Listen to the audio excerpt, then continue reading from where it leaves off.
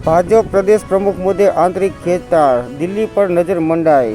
High command कोना पर कळश ढोळशे, राजकीय तर्क वितर्क शुरू।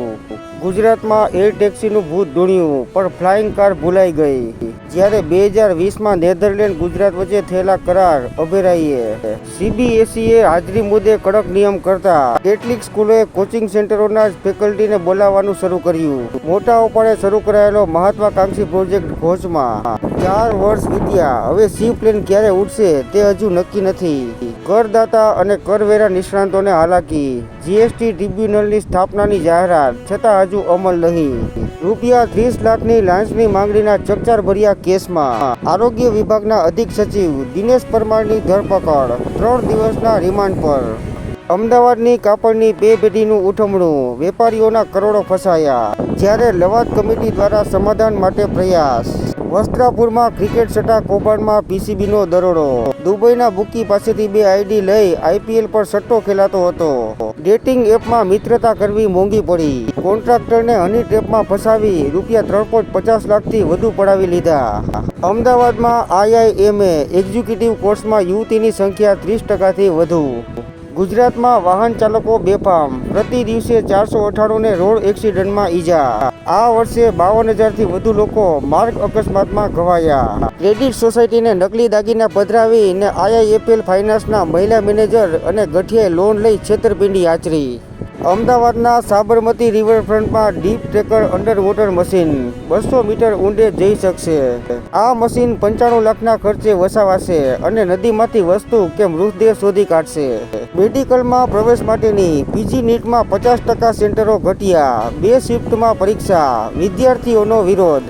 સુરતના પલસાણામાં ધોરણ 10, 12, બીએસ નેચરોપેથી ભણેલા 4 બોગસ ડોક્ટર ઝડપાયા। નેગેટિવ વર્તનને લઈ બજારથી વિમુખ થતા ઇન્વેસ્ટરો। મ્યુચ્યુઅલ ફંડોએ 2025માં દર મહિને 89,000 એસઆઈપી એકાઉન્ટો ગુમાવ્યા। ભારતના અર્થતંત્રનું કદ જાપાન તથા જર્મની કરતાં પણ વધી જવા અપેક્ષા। ટ્રમ્પની અસ્પષ્ટ વેપાર નીતિ, વ્યાજ દરમાં બદલાવ કરવાની ફેડરલ રિઝર્વ ઉતાવળ નહીં કરે। જાપાન ભારતને ટ્રાયલ અને ટેસ્ટિંગ માટે 2 બુલેટ ટ્રેન ગિફ્ટ આપશે। આવતા વર્ષથી શરૂઆતમાં આ 2 ટ્રેનો ભારત આવશે। પાવાગઢ દર્શન કરવાના બહાને લઈ જઈ સગીરાને દુષ્કર્મનો ભોગ બનાવનાર આરોપીને 20 વર્ષની આકરી સજા। નીરજ ચોપરાએ 84.52 મીટરના ભાલાફેંક થ્રો સાથે ગોલ્ડ મેડલ જીત્યો। ભારતની મહિલાઓ પાસે વિશ્વના કુલ સોનાના 11% જેટલું સોનું। ઇલોન મસ્ક બાળકોની ફોજ બનાવવા માગે છે, જાપાની મહિલાને વીર્ય મોકલ્યું। જનરલ મુનીરે ભારત માટે જે રોક્યું, આપણે હિન્દુઓથી તદ્દન અલગ, કાશ્મીર પાકિસ્તાનની ધોરી નસ। આજે ગુડ ફ્રાઇડે નિમિત્તે શેર બજારો બંધ રહેશે। બેન્કિંગ શેરોની આગેવાનીએ ફોરેન ફંડોની શેરોમાં તોખાર તેજી। તમિલનાડુ સરકારે મંદિરોનું 1000 કિલો સોનું પીગાડી વાર્ષિક 17.81 કરોડ વ્યાજ મેળવ્યું। આ વ્યાજની આવકનો ઉપયોગ મંદિરોના વિકાસ માટે કરાય છે। કોચિંગ સેન્ટરોને ભ્રામક જાહેરાતો અને જૂઠા વચનો આપવાનું બંધ કરે કેન્દ્ર। ટાઈમની પ્રભાવશાળી લોકોની યાદીમાં કોઈ જ ભારતીય નહીં, ગયા વર્ષે આલિયા ભટ્ટનો સમાવેશ કરાયો હતો। હિમાચલમાં હિમવર્ષા અને વરસાદ, જ્યારે રાજસ્થાનમાં પ્રચંડ હીટવેવ। ટ્રમ્પ તંત્ર હાર્વર્ડ યુનિવર્સિટી સામે આકરા પાણીએ। યહૂદી વિરોધી હિંસામાં સામેલ વિદેશી વિદ્યાર્થીઓ સામે કાર્યવાહીની વિગત આપો। શરિયત નહીં, બંધારણ મુજબ પૈતૃક સંપત્તિના નિકાલ માટે મુસ્લિમની સુપ્રીમમાં અરજી। જેપીસી અધ્યક્ષ જગદંબિકા પાલનો દાવો, વકફ કાયદામાં ભૂલ નીકળશે તો સાંસદ પદેથી રાજીનામું આપી દઈશ। રાજસ્થાનના કોટાની ચર્ચાસ્પદ ઘટના, વર્ષે 95,000 કમાતા કુંભારને રૂપિયા 13.55 કરોડની ડીલ બદલ આઈટીની નોટિસ। વિશ્વભરમાં તરખાટ મચાવનારા ટ્રમ્પનો રોબિનહૂડ અવતાર, ટેરિફથી અમેરિકાની તિજોરી છલકાશે, લોકોને ઇન્કમ ટેક્સમાંથી મુક્તિ આપીશ ટ્રમ્પ।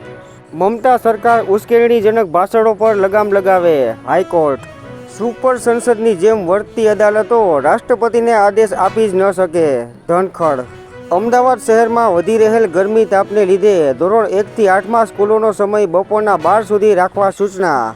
અમદાવાદની કાપડની 2 મોટી પેઢીનું ઉઠમણું, વેપારીઓના કરોડો ફસાયા। રાજકોટમાં 61 લાખના હીરાની ચોરી બાદ બીજી મોટી ચોરી। ટાઇટનના શોરૂમમાંથી 69 લાખની ઘડિયાળ તથા રૂપિયા 4 લાખની રોકડ ચોરી। 8 વર્ષ પછી સ્માર્ટ વીજ મીટરનો લક્ષ્યાંક સિદ્ધ થયો નહીં, વીજ કંપનીઓએ સરકારના સ્માર્ટ વીજ મીટરનું સપનું રોડી નાખ્યું। દ્વારકા જિલ્લામાં હવે મામલતદારને જન્મ મરણ નોંધણીના હુકમની સત્તા. ભાવનગર રેલવેના કાર્મિક વિભાગને સર્વોચ્ચ કાર્યક્ષમતા શિલ્ડ મળ્યો. હાઈકોર્ટ આસિસ્ટન્ટની ભરતીનું ફાઇનલ રિઝલ્ટ જાહેર કરવામાં વિલંબ. ભાવનગરની 2 ખાનગી કંપનીએ 500 કરતાં વધુ કામદારોને છૂટા કરતા વિરોધ. મંદીના સમયમાં કામદારોને છૂટા કરવામાં આવતા કફોડી સ્થિતિ.